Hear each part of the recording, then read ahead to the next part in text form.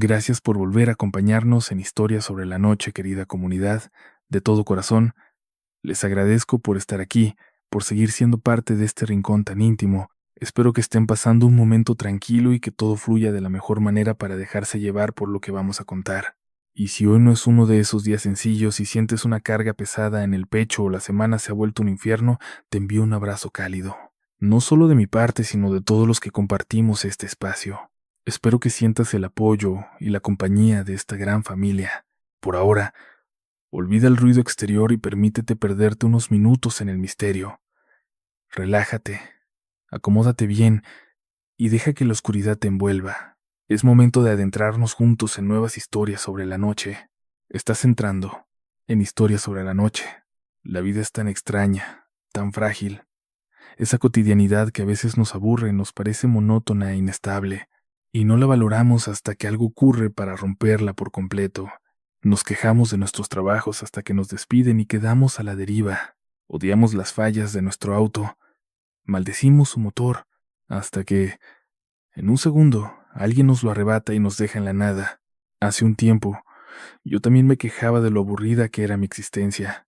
Sentía que no pasaba nada, que los días se consumían en la nada misma. Pero ahora, no tienen idea de cuánto añoro esos tiempos. Extraño salir a la calle sin ese nudo en la garganta, sin el terror constante de sentir unos pasos detrás de mí. Extraño caminar sin desconfiar de cada sombra que se mueve a mi lado, sin esperar el momento en que alguien decida cortar distancia. Extraño la paz de apagar las luces de mi casa antes de dormir sin sentir que alguien, desde el rincón más oscuro, me observa fijamente. Cuando me sentía seguro, cuando mi cuarto era mi refugio en una celda, quizás pienses que estoy exagerando, que el miedo me ha nublado el juicio. Pero permítanme compartirles mi historia y entenderán por qué ya nada es igual. Todo comenzó en uno de los momentos más vulnerables de mi vida. Me hundía en una depresión terrible. Siempre ha sido una sombra cerca de mí, pero en ese momento estaba en su punto máximo. Había perdido mi trabajo, mi tía, la hermana de mi madre, estaba consumiéndose por una enfermedad cruel, viviendo sus últimos meses. Y la gota que colmó el vaso fue una fiesta a la que, por puro instinto, supe que no debía ir. Mi novia insistió tanto. Me repetía que me haría bien salir, distraerme un poco, sobre todo porque tenía muchísimo tiempo sin ver a mi mejor amigo, que era quien organizaba todo. Le dije que no. Se lo dije una y otra vez, con la voz rota y el cansancio acumulado. Prefería quedarme en casa, encerrado, intentando descansar, pero la realidad es que, aunque me quedara, no podía dormir. El insomnio era una tortura y esos pensamientos horribles, tan oscuros, no me daban tregua, hasta que finalmente me levanté y decidí ir. Además de perder mi empleo, mi tía, la hermana de mi madre, estaba terriblemente enferma. Vivía sus últimos meses y la gota que colmó el vaso fue terminar en una fiesta a la que francamente no debería haber ido. Mi novia insistió tanto en que asistiera. Decía que me vendría bien salir, despejarme, sobre todo porque llevaba demasiado tiempo sin ver a mi mejor amigo, quien organizaba aquel evento. Me negué. Se lo dije que no muchas veces. Prefería 1000 veces quedarme en casa, a descansar, pero la verdad es que al quedarme ahí no podía ni cerrar los ojos. El insomnio me devoraba, con pensamientos tan horribles que me obligaron a levantarme y salir. Cuando llegué, me encontré a mi novia y a mi mejor amigo besándose. Estaban completamente borrachos, pero ¿sabes qué? Para mí eso no fue ninguna excusa. Se disculparon, lloraron, lloramos. Yo les dije que los perdonaba, pero que esa noche mi relación con los dos se terminaba para siempre. A la mañana siguiente me llamó mi amigo. Me dijo que, además de volver a disculparse, quería preguntarme algo. Aunque yo ya sabía que nuestra amistad estaba muerta, me soltó. Oye, ¿le vas a decir a mi novia? Y ahí, justo en ese instante, me di cuenta de ese detalle. Mi amigo tenía una novia, una chica muy importante, no solo para él, sino para su familia, por los turbios negocios políticos en los que andan metidos. Le dije que no me correspondía y que, sinceramente, no era mi problema. Gracias, hermano, me dijo. Te la debo. En serio. Cuando lo necesites, ahí voy a estar. pero, para mí, el único favor que podía hacerme era desaparecer y dejar de molestarme para siempre. Los meses siguientes fueron un infierno. Siempre me costó confiar en la gente, pero este suceso terminó por romperme. Me aislé por completo del mundo. Eran días oscuros, llenos de un vacío que me consumía. Me despertaba a la 1 de la tarde. Apenas probaba bocado y me encerraba en mi cuarto durante horas. Le mentía a mi mamá diciéndole que estaba buscando trabajo y enviando solicitudes, pero la verdad es que solo me hundía en los videojuegos para no pensar. Adelgacé tanto que, cuando me miraba al espejo, dejé de reconocer a la persona que me devolvía la mirada. Una tarde, de la nada, me saltó una solicitud de amistad en Facebook. Reconocí el nombre y el rostro de la chica en la foto. Había salido con ella una vez, hace años. Ni siquiera me había dado cuenta de que seguía rondando por ahí. Cuando me eliminó de Facebook fue Javier. En aquella cita recuerdo perfectamente que no hubo ni una pizca de química, pero me saludó con tanto entusiasmo que acepté su solicitud. Charlamos durante horas. Me confesó que se había acordado demasiado de mí. Últimamente, en ese instante no me detuve a cuestionar nada, porque me invitó a una reunión en la Colonia del Valle, y para mí fue el pretexto perfecto para por fin escapar de mi casa. Necesitaba un respiro, necesitaba distraerme, dejar de pensar, dejar de sentir ese vacío y esa tristeza, aunque fuera por un momento. Así que cedí. Había apenas unas cuantas personas en el lugar. Un joven, un par de años mayor que yo, a quien llamaré Mateo, se acercó a saludar a mi amiga y después empezamos a hablar. Era tan apasionado del cine como yo, y de otras tantas cosas. Era como si el destino hubiera marcado que él tenía que ser mi mejor amigo. Sin darme cuenta, nos dieron las 5 de la mañana, y solo quedábamos él, la dueña de la casa, mi amiga y yo. Creo que jamás había experimentado algo así, una amistad a primera vista. Quizás habíamos conectado a un nivel profundo, o quizás simplemente en ese momento lo que más me urgía era un amigo, no una relación sentimental. Necesitaba reconstruirme desde las cenizas. Convivimos un tiempo en reuniones, pero unas semanas después inicié un noviazgo con esta chica, y Mateo, siendo uno de sus mejores amigos, se volvió también alguien muy cercano a mí. Sin embargo, así como llegó de la nada y de forma tan fugaz, también 3 meses después mi relación terminó. La verdad, me dio un alivio inmenso recibir la llamada de Mateo. Cuando se enteró, me preguntó cómo estaba y me propuso salir para despejarme. Eso me hizo sentir que era mi amigo, más allá de todo. La relación que acababa de terminar con su mejor amiga. Él es actor, así que lo acompañé a una presentación de una obra de teatro que estaban a punto de estrenar. Esa función era solo para amigos y allegados de los actores. Era una producción casi amateur, en un teatro viejo, oscuro y decadente de la ciudad. Cuando la obra terminó, me acerqué y lo felicité. La verdad, me parecía un tipo realmente talentoso. Pero ahí, Mateo me soltó algo bastante raro.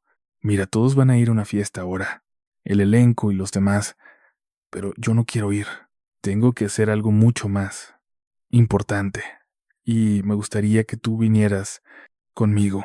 Buscó un papel y una pluma en su bolsa para anotarme una dirección. Jamás me compartía nada por teléfono.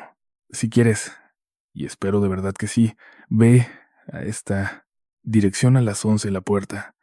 Pregunta por mí y, por favor, llega a las 11 en punto. Ni un minuto más tarde, y especialmente no llegues ni un segundo antes. Claro, la situación era extraña, inquietante, pero no quería volver a casa. En cuanto lo hacía, la depresión me acechaba de forma automática. Volvía a sentirme débil, y me era casi imposible levantarme de la cama. Así que le dije que ahí estaría. Nos despedimos. Salí a caminar por la ciudad, intentando matar el tiempo. hasta que llegara la hora. No tenía ni idea de a dónde me había invitado, pero parecía ser algo vital para él, algo oscuro, lo que sentí mientras caminaba. Es difícil de explicar. En aquel momento no lo entendía, y quizás después de todo lo que descubrí, de todo lo que viví, he logrado interpretarlo. Tal vez no pasó nada, y solo son los terribles acontecimientos que se desarrollaron después los que me hacen temblar. Ver así, recordar lo que pasó aquella noche. No, no podría asegurarlo con certeza. Crucé la zona rosa, tan despierta y vibrante como cada noche, pero no podía dejar de sentir que me observaban, que alguien me acechaba desde las sombras. No era como si estuviera a punto de sufrir un asalto. Era distinto, mucho más perturbador. Pasaba por un sitio y sentía que la gente en la entrada me clavaba los ojos. Doblaba la esquina y me daba la impresión de que una figura, allá al fondo, no me quitaba la vista de encima. Y luego, al pasar frente a otro local, de nuevo esa sensación. Alguien desde el interior me atravesaba con la mirada. En aquel momento me convencí de que era solo ansiedad, puro nerviosismo, porque suelo ser muy antisocial y no tenía ni idea de a dónde estaba a punto de meterme. Caminé un rato, a paso lento, esperando a que dieran las 11 de la noche. Tenía la impresión de que llegaría a un bar o algún lugar público, pero la dirección resultó ser una casa que desde afuera parecía estar totalmente abandonada. La fachada era hermosa, 2 pisos de arquitectura porfiriana que estaban cubiertos casi por completo por una espesa enredadera. Me pareció reconocerla. Quizás incluso había sido una de esas casas que fotografié en la preparatoria durante aquel taller, porque, aunque no la recordaba con claridad, algo en mi interior me decía que yo ya había estado ahí. Toqué a la puerta y me recibió un hombre, sonriente, sumamente amable, demasiado. Quizás no tenía ni un pelo ni cejas.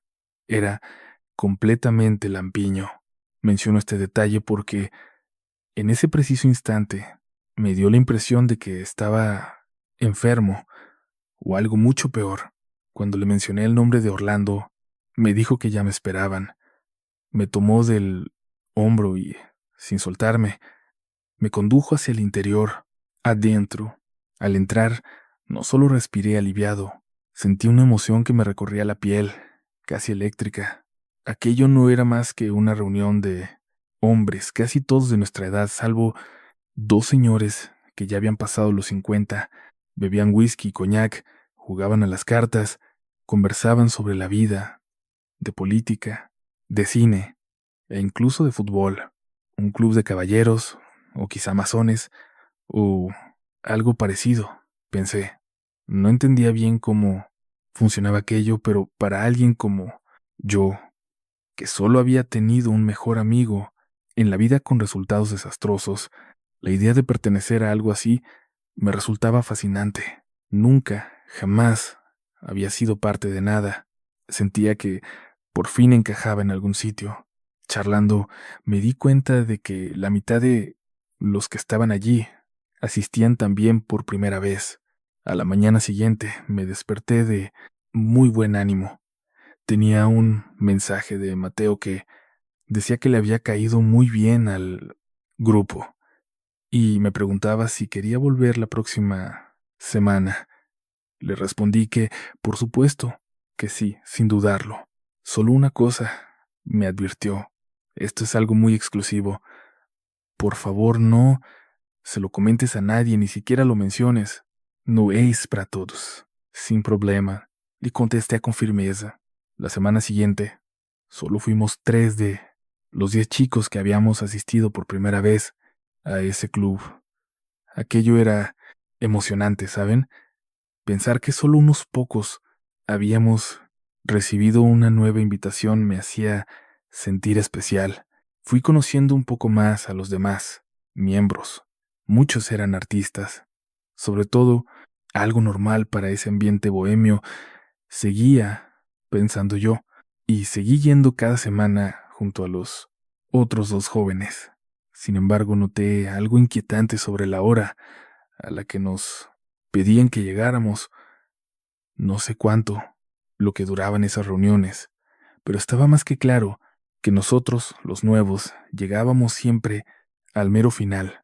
Es una sensación extraña, no sé ni cómo explicarla, ni si alguien más la habrá sentido alguna vez, pero cada vez que cruzaba el umbral de aquella casa, me invadía la certeza absoluta de que en ese lugar acababa de ocurrir algo, algo terrible, algo importante.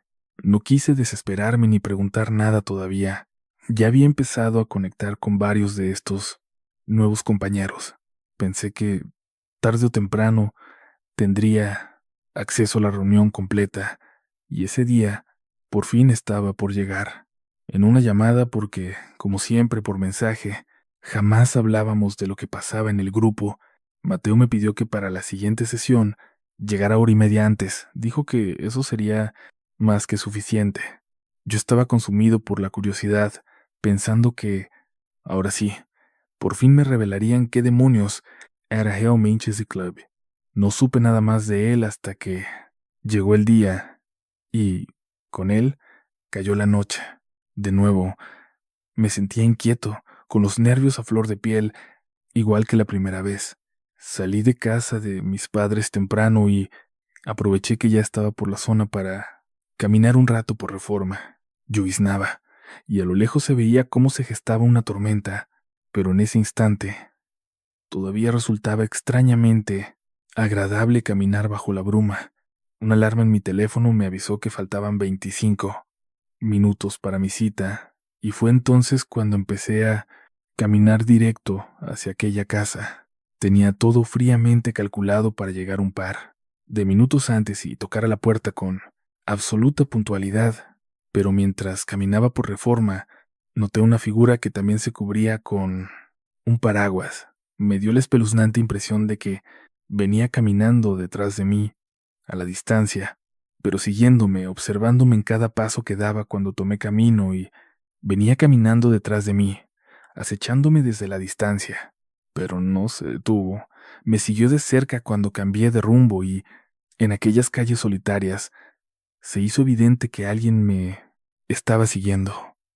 O quizás solo era una maldita casualidad, y simplemente se trataba de alguien que caminaba en la misma dirección que yo. No me preocupé demasiado, pero es un detalle que les cuento porque recuerdo con una claridad espeluznante aquella noche. Por eso iba caminando distraído, volteando constantemente hacia atrás para ver si seguía acechándome, si se había acercado demasiado o si por fin había desaparecido en la oscuridad. Lo recuerdo también porque de tanto ir pendiente de aquella figura, llegué a mi casa casi sin darme cuenta de cómo lo hice.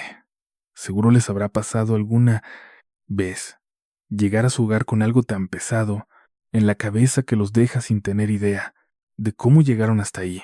Reaccioné solo cuando estuve a los pies de aquel lugar, frente a esa puerta enorme de madera vieja y chirriante.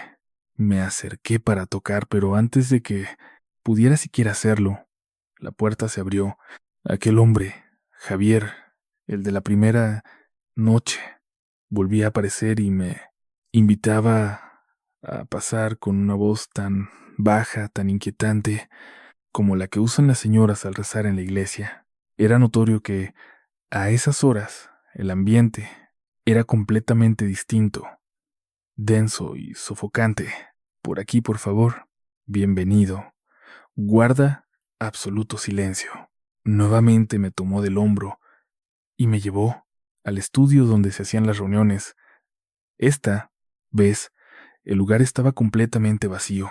Me pidió mi teléfono celular, como si fuera una costumbre, pero ahora también me exigió algo más, que escribiera el código para desbloquearlo en una tarjeta. No fue una pregunta, no esperó a conocer mi opinión, y yo no tuve tiempo ni de Intenté recordar si tenía algo malo, algo que me pudiera penar si lo veían. En ese momento, mi mente se bloqueó. No pensé en toda mi información bancaria y personal que ahí guardaba. Simplemente lo escribí y aquel hombre de aspecto amable y rostro tan liso como una piedra desapareció tras una puerta. Regresó a los pocos minutos cargando una caja de madera maciza. Me ordenó, con una frialdad que me erizó la piel, que me desnudara por completo y que dejara ahí mi ropa. Bueno, yo acepté, aunque por dentro una voz me gritaba que huyera, pero estaba convencido de que era el ingreso a ese club exclusivo y que pronto me harían una novatada. Ya había pasado por eso alguna vez cuando practicaba deportes en la preparatoria, así que pensé que podría aguantarlo. Al terminar, me ordenó que me pusiera de pie y cerrara los ojos. Me vendó con fuerza. Luego, me cubrió el cuerpo entero con una tela negra. Todo el cuerpo. No era una túnica, ni una capucha, ni nada que pudiera reconocer. Simplemente una tela asfixiante, sin orificios, que me envolvió por completo. Imagínense como si fuera un espectro de negro, y lo sé porque cometió un error.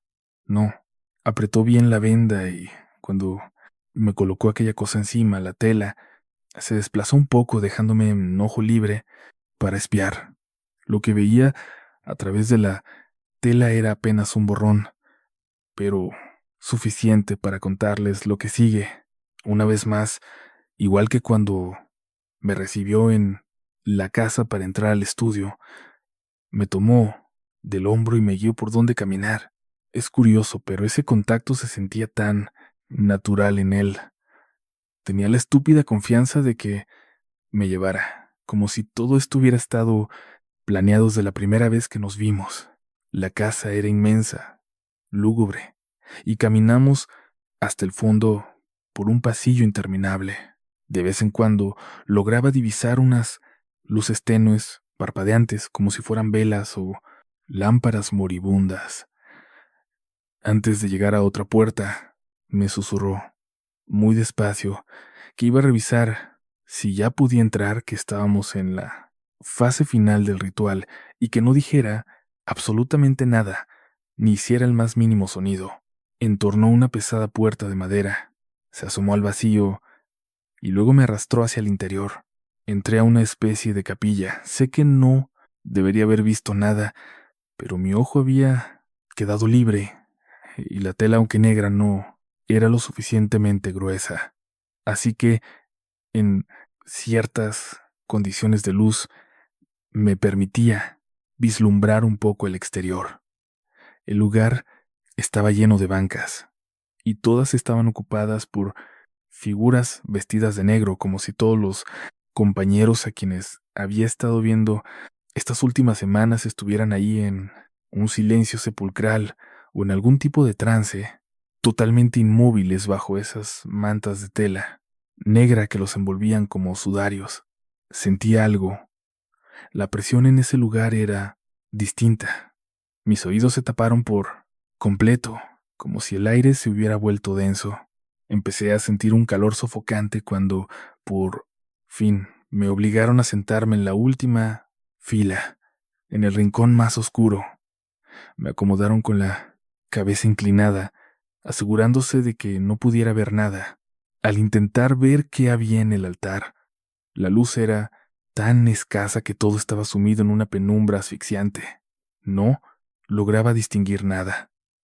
El hombre que me arrastró hasta ahí me susurró al oído que no me atreviera a levantarme, que no podía dejar que me descubrieran ni hacer el más mínimo movimiento hasta que él volviera por mí.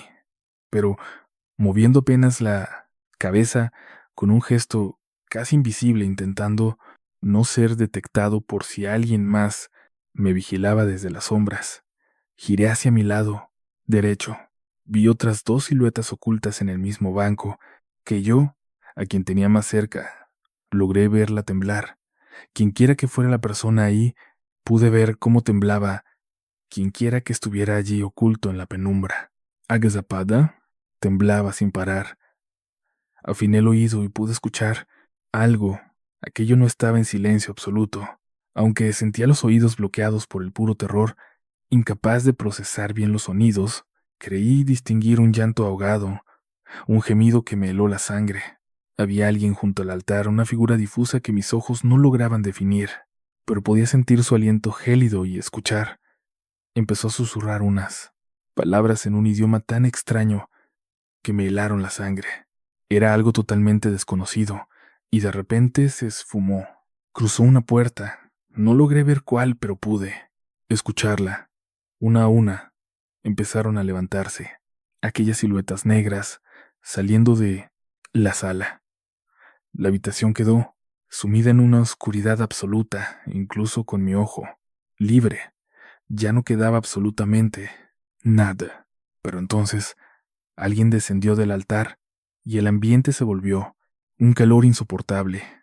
Algo, algo parecía estar acechándonos muy cerca. Pude sentirlo y luego se alejó, como si hubiera regresado por donde mismo vino. Aquella puerta pesada volvió a rechinar y entró de nuevo el hombre. Venía por nosotros. Nos llevó uno a uno a un pequeño salón, donde nos devolvieron la caja con nuestra ropa. Los teléfonos no nos los entregaron hasta salir de la casa. Fui el segundo en salir de aquel salón oscuro. Al final, solo quedaba la figura que estaba temblando. No sé quién demonios era. Intenté vestirme a toda prisa para escapar por la puerta que me habían indicado. Al salir, ahí estaban las personas que conocía. Todos sonreían y me daban la bienvenida, como si acabara de superar una prueba macabra. No veía al otro chico que había salido antes que yo, pero la verdad es que no me importaba. Me sentía extrañamente bien. Burlando me abrazó con mucho gusto y me dijo que esperaba pronto poder contarme todo. Me sentí pleno, convencido de que estaba a punto de formar parte de algo grande.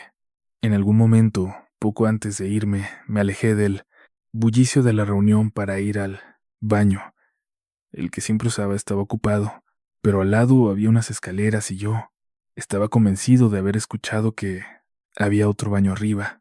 Subí sintiéndome confiado, ya casi parte de este club, mientras caminaba, asomándome por las puertas entreabiertas buscando un sanitario, terminé entrando por error a lo que parecía ser una recámara privada. Retrocedí al instante, invadido por una punzada de vergüenza al sentir que estaba violando un espacio ajeno, tan íntimo y prohibido. No tenía ni idea de que ese lugar también servía de vivienda. En realidad, solo había estado en el salón durante todas las veces que frecuenté este sitio, pero allí estaba, una cama ocupando el cuarto, cubierta por sábanas blancas, impecablemente tendidas, casi gélidas. Detrás, apenas distinguible en la penumbra, había un sillón individual y alguien estaba sentado ahí.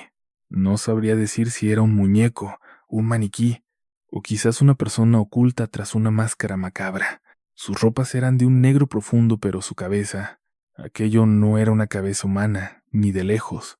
Esa cosa, esa abominación que estaba ahí sentada, tenía la cabeza de un búho, mirándome con unos ojos que parecían taladrar mi alma en el silencio. Hemos llegado al final de esta noche de terror.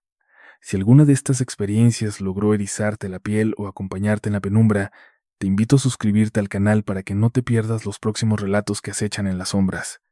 Y si hubo alguna historia que realmente te haya dejado sin aliento, considera compartir este video con tus conocidos. Cada nueva alma que se une nos ayuda a que esta comunidad siga creciendo y manteniendo vivo este oscuro refugio. Gracias por entregar parte de tu tiempo a estas narraciones. Espero que te hayan perturbado lo suficiente y que nos volvamos a encontrar muy pronto en una nueva recopilación de historias. Que tengas una noche, si es que puedes conciliar el sueño.